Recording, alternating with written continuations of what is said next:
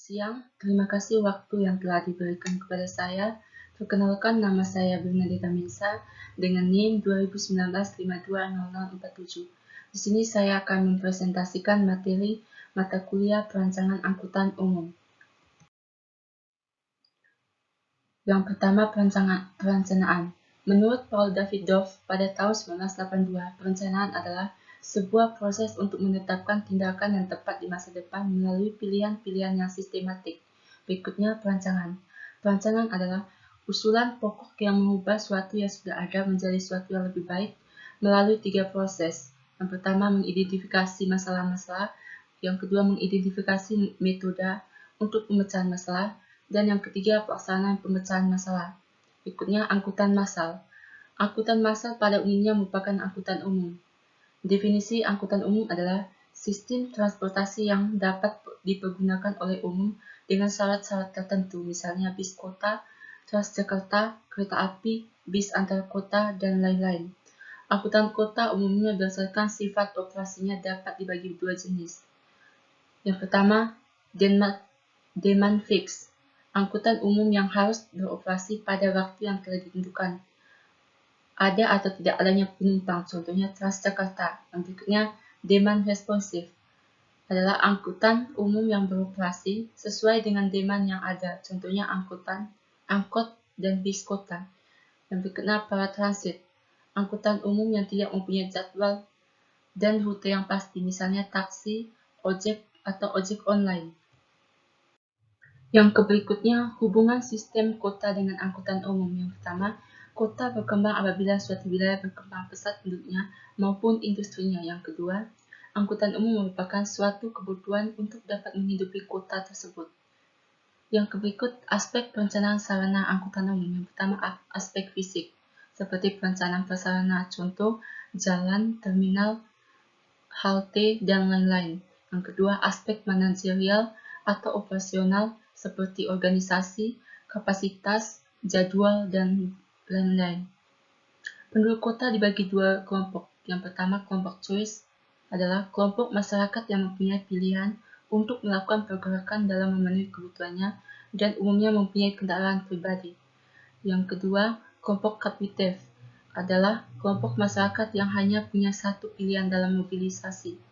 Berikutnya, tingkat langkah strategis penanggulangan transportasi kota. Yang pertama, pengembangan pelayanan angkutan umum massal. Yang kedua, pembatasan lalu lintas. Yang ketiga, peningkatan kapasitas jaringan jalan. Berikutnya, strategi PTM. Yang pertama, angkutan massal. Yang kedua, pembatasan lalu lintas. Yang ketiga, peningkatan. Yang keempat, kapasitas jaringan jalan. Konsep dasar angkutan umum adalah yang pertama, peraturan atau undang-undang. Yang kedua, aspek teknis. Kebijakan-kebijakan untuk mendukung implementasi pola transportasi makro. Yang pertama, penerapan 3-in-1. Yang kedua, plat nomor ganjil atau genap. Yang ketiga, pembatasan kepemilikan kendaraan pribadi. Yang keempat, electronic road switching. Yang kelima, fasilitas hanya untuk pejalan kaki. Dasar hukum penyelenggaraan angkutan umum, yaitu Undang-Undang Nomor 22 Tahun 2009 tentang lalu lintas dan angkutan jalan. Konsep pelayanan angkutan kota, yaitu mengembangkan diri sesuai dengan peranannya dalam menunjang perkembangan kota. Yang berikutnya, tujuan dan peranan angkutan kota. Tujuan utama keberadaan angkutan kota adalah menyelenggarakan pelayanan angkutan yang baik, seperti aman, cepat, murah, dan nyaman, dan layak bagi masyarakat.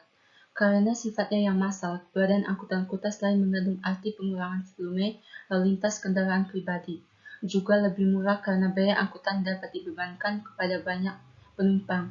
Karena sifat massal itu juga, maka diperlukan adanya kesamaan di antara penumpang berkenan dengan asal dan tujuan. Sebagai angkutan umum, pelayanan angkutan kota dalam mengangkut penumpang dibagi dalam 3 aktivitas operasional. Pertama, kolektor. Yang kedua, line haul. Yang ketiga, distribusi. Faktor yang mempengaruhi kualitas operasi angkutan umum. Yang pertama, load factor.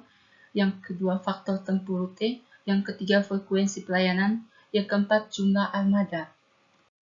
Yang berikutnya, konsep dasar kinerja angkutan umum. Yang pertama, efektivitas. Yang kedua, efisiensi. Berikutnya, prinsip angkutan umum yaitu yang pertama kuantitas, yang kedua kualitas, yang ketiga harga, dan yang keempat biaya. Kuantitas pelayanan angkutan umum. Yang pertama jumlah armada, yang kedua frekuensi, yang ketiga kapasitas pelayanan, yang keempat jumlah tempat henti, yang kelima SDM, yang keenam kehandalan, yang ketujuh keamanan atau keselamatan, ke-8 kemudahan, ke-9 kenyamanan, dan yang ke-10 keramahan atau informasi. Berikutnya produksi angkutan. Yang pertama jasa pengantar orang dan barang, yang kedua jasa tidak bisa disimpan, yang ketiga tidak terpakai langsung hilang, yang keempat kombinasi efektif dan efisiensi, yang kelima perlu survei yang baik. Berikutnya menuju mobilitas yang berkelanjutan. Yang pertama meningkatkan peranan angkutan umum. Yang kedua membatasi penggunaan kendaraan tidak bermotor. Yang ketiga mendorong penggunaan berkendaraan tidak bermotor.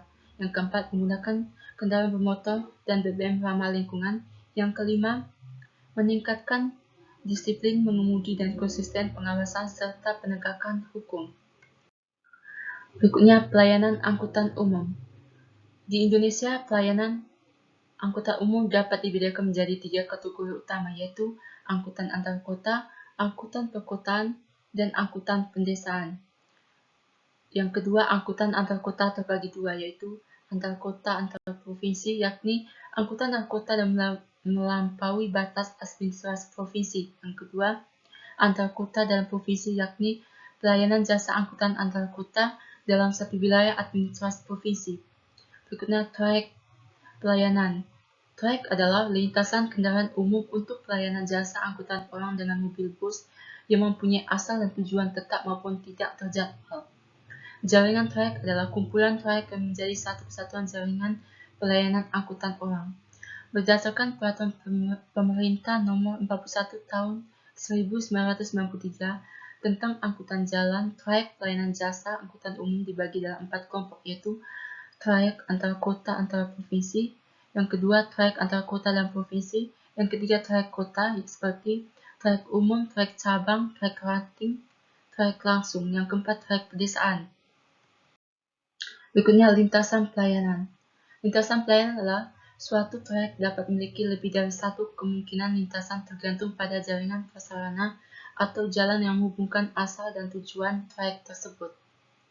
Tugas pengelolaan sistem transportasi adalah mempertemukan keinginan penggunaan jasa dengan sediaan moda angkutan dengan segala atribut pelayanan. Penataan ruang berdasarkan sistem diri atas sistem wilayah atau sistem kewilayahan dan sistem internal perkotaan atau sistem perkotaan. Efektivitas mengandung pengertian pertama kapasitas mencukupi, kedua terpadu, yang ketiga tertib, yang keempat tepat dan teratur, yang kelima cepat dan lancar, yang keenam aman dan nyaman. Efisien mengandung arti biaya yang terjangkau, beban publik rendah, manfaat tinggi. Pengembangan hierarki fungsional atau bersifat horizontal dimaksud untuk mengupaya pengembangan ruang yang terdesentralisasi pada sumber daya alam setempat dan ciptanya keseimbangan pertumbuhan yang proporsional. Hierarki fungsional wilayah yang lebih bersifat horizontal tersebut diwujudkan dalam 3 hierarki pusat pelayanan. Yang pertama, pusat pelayanan primer, yang kedua, pusat pelayanan sekunder, yang ketiga, pusat pelayanan tersier. Sistem kewilayahan.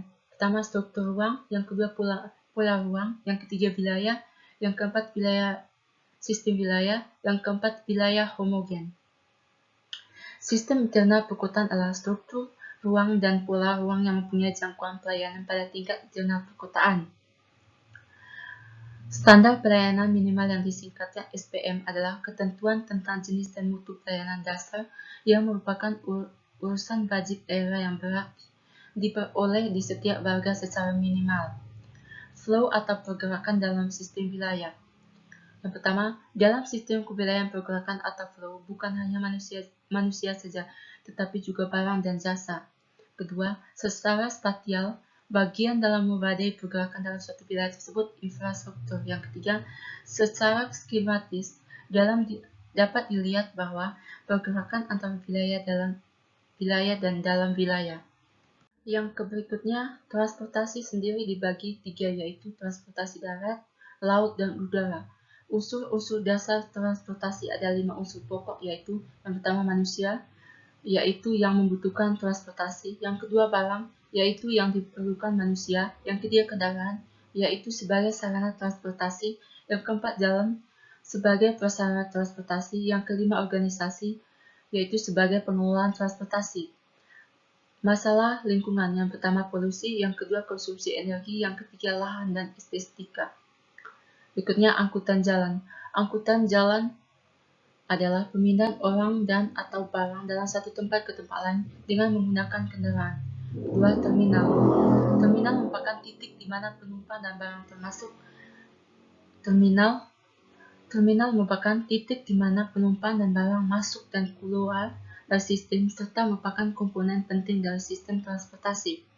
Berikutnya masalah sosial, pertama kemacetan, yang kedua kesenjangan sosial, yang ketiga kecelakaan lalu lintas yang disebabkan oleh faktor manusia dan faktor kendaraan, empat masalah politik, yang kelima masalah fasilitas dan pelayanan seperti kurangnya fasilitas transportasi, yang kedua dan rendahnya kualitas transportasi. Beberapa faktor yang menyebabkan kerusakan, yang pertama peningkatan beban, yang kedua air yang berasal dari air hujan, dan naiknya air tanah akibat sifat kapilaritas. Yang ketiga material konstruksi kekerasan, yang keempat kondisi tanah dasar yang tidak stabil, yang kelima iklim dan cuaca, yang keenam proses pemadatan. Yang terlibat dalam angkutan umum, pertama pemerintah sebagai regulator, yang kedua operator, yang ketiga masyarakat, yang keempat DPR. Berikutnya, aspek yang dipertimbangkan dalam perencanaan angkutan umum, pertama teknis, yang kedua ekonomis, yang ketiga lingkungan, yang keempat sosial. Pemakaian kendaraan pribadi. Menurut Polda Metro Jaya pada tahun 2006, lalu lintas di Jakarta didominasi oleh kendaraan pribadi. Jumlah angkutan umum atau seperti bus hanya 4%, sepeda motor 67%, mobil pribadi 23%. Punya konsep biaya. Pertama, biaya sebagai dasar penentuan tarif jasa transportasi. Yang kedua, tingkat tarif transportasi berdasarkan pada biaya pelayanan. Yang ketiga, biaya modal dan biaya operasional. Yang keempat, biaya tetap dan biaya variabel. Yang kelima, biaya kendaraan. Yang keenam, biaya gabungan. Sekian presentasi dari saya. Terima kasih.